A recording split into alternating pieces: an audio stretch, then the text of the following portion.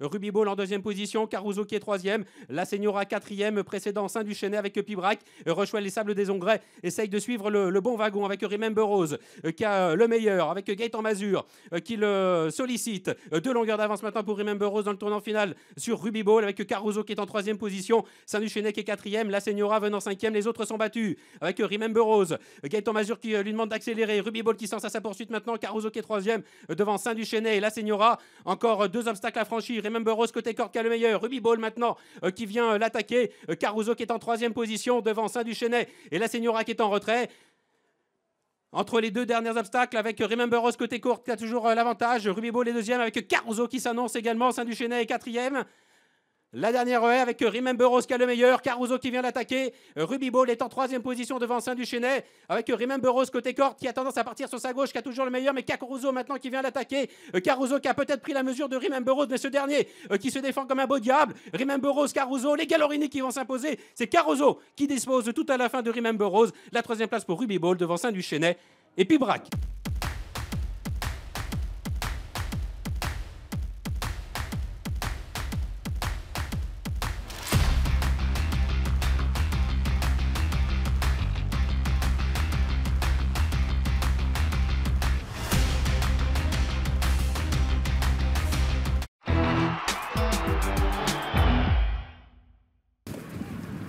Avec le peloton qui se regroupe un peu alors que David Cotin s'est relevé après sa chute et pour se diriger vers le bout de la ligne d'en face, toujours Robissiron qui a nettement le meilleur devant Caruso, Kazakh Noir, Ozzamo le numéro 9 qui est revenu côté corde devant Sadler's Floor, Scott Kiglot, Pierre Aubet ensemble avec Dolcetto devant Elixir du Berlay.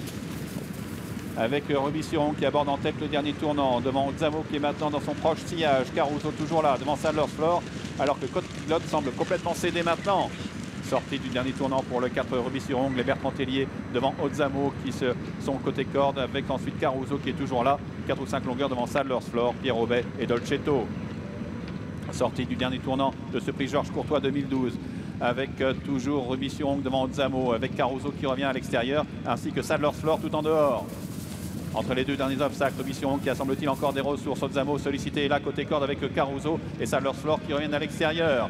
Avec la dernière haie en vue pour le 4 Robissiron, mais Caruso, le tenant du titre, tente de revenir à l'extérieur. Avec Robissiron qui a le meilleur devant Caruso qui a comme une petite hésitation, mais qui finit de plus en plus fort devant Robissiron qui plafonne maintenant. Avec Caruso, le numéro 3 qui va conserver son titre, Caruso, Nathalie de Souter qui ont le meilleur sur Robissiron, qui sont courageux. Sadler's Floor également revient disputer les premières places. Caruso, Robissiron devant Sadler's Floor. La victoire pour Caruso qui s'impose devant le 4 Robissiron. Troisième place pour le 5 Sadler's Floor. À distance Dolcetto, le 8 et 4e devant Pierre Aubet. À distance de Ozzamo, Elixir du Berlay.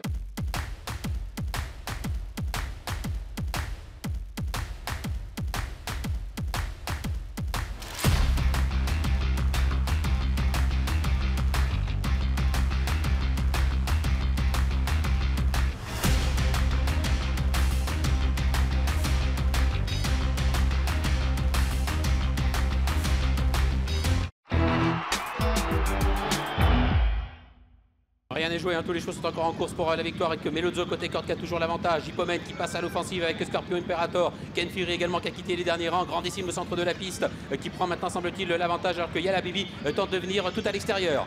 Bientôt la dernière haie, les 2 représentants de Guillaume Macaire sont en tête avec Scorpio Imperator grandissime, Hippomen revient ainsi que Ken Ferry à l'extérieur, Kentucky Eden, Kazakh Noir et à l'extérieur là ce Yala Bibi sur le plat, la Kazakh chevronné de grandissime qui tente d'attaquer le 6 Scorpio Imperator qui reprend le meilleur et à la corde le 11 Hippomen qui revient, Kazakh Noir, Scorpio Imperator, Hippomen de la lutte pour la victoire à quelques mètres du poteau avec le 11 Hippomen qui vient et qui prend le meilleur, Hippomen et Nathalie de Souter qui s'impose dans ce prix Stanley devant Scorpio Imperator, grandissime et 3e devant Kentucky Eden, Yala Bibi, ensuite peut-être le 2 Bertimet.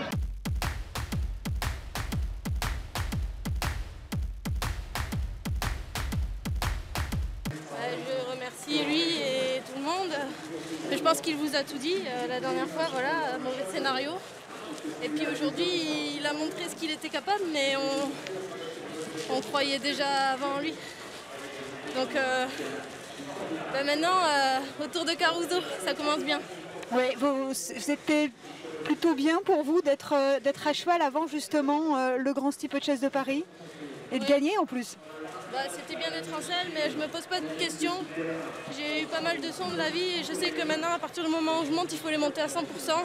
Et même s'il y a le grand type derrière, aujourd'hui, avec Hippomène, il fallait que ça se passe bien.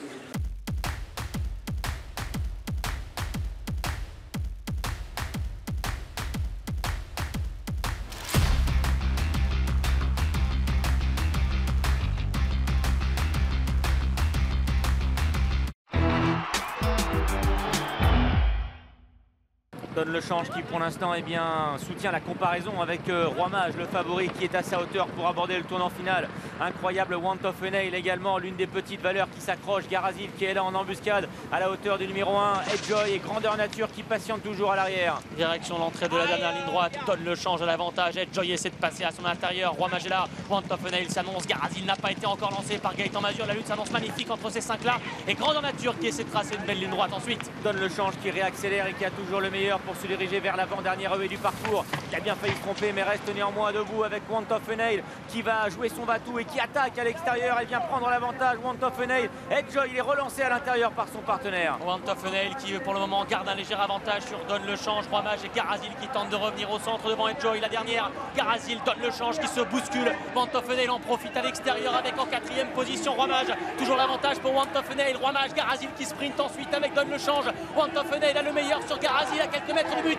Garazil, Want of Nail qui résiste et qui va s'imposer la plus belle peut-être de sa carrière. Le prix de la Gascogne pour la petite sœur des champions Sofren chez Device qui se fait encore un peu plus un nom ici sur le turf français. 2e place pour Garazil.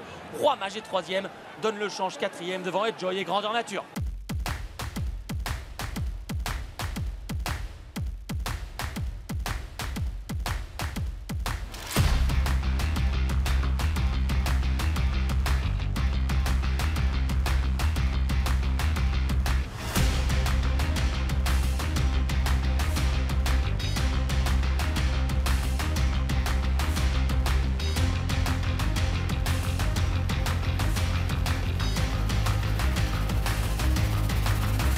Elle est tellement incroyable cette jument que mon patron m'a dit crois-y.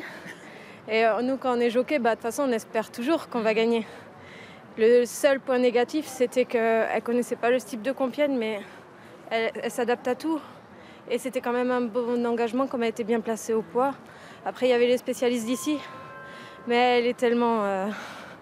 c'est tellement une championne que voilà, elle a gagné et... elle me fait vraiment plaisir et je suis vraiment, c'est vraiment un honneur de lui être associée.